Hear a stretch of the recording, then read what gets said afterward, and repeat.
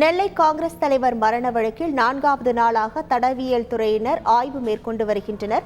நெல்லை மாவட்ட காங்கிரஸ் தலைவர் ஜெயக்குமார் கடந்த சனிக்கிழமை அவரது வீட்டின் அருகே உள்ள தோட்டத்தில் எரிந்த நிலையில் சடலமாக மீட்கப்பட்டார். காங்கிரஸ் கட்சி தலைவர்களிடையே பெரும் அதிர்ச்சியை ஏற்படுத்திய இந்த சம்பவம் தொடர்பாக 8 தனிப்படைகளை அமைத்து போலீசார் விசாரணை நடத்தி வருகின்றனர். ஜெயக்குமார் தற்கொலை செய்து கொண்டாரா அல்லது கொலை செய்யப்பட்டாரா என்ற முடிவுக்கு வர முடியாமல் போலீசார் குழப்பத்தில் உள்ளனர். இதை உறுதி செய்வதற்காக பிரேத பரிசோதனை அறிக்கை பகுப்பாய்விற்கு அனுப்பப்பட்டுள்ளது. அதேபோல டிஎன்ஏ சோதனை, விஸ்ரா சோதனைகளுக்கும் நடைபெற்று வரும் நிலையில் 4வது நாளாக ஜெயக்குமாரின் சடலம் மீட்கப்பட்ட இடத்தில் தடயவியல் அதிகாரிகள் சோதனை நடத்தி வருகின்றனர்.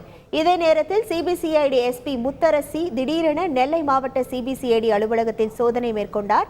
இந்த திடீர் சோதனையால் ஜெயக்குமாரின் வழக்கு சிபிசிஐடி விசாரணைக்கு மாற்றப்படுமோ என்ற சந்தேகம் எழுந்துள்ளது. செய்திகளை உடனுக்குடன் தெரிந்து கொள்ள உடனே சப்ஸ்கிரைப் பண்ணுங்க.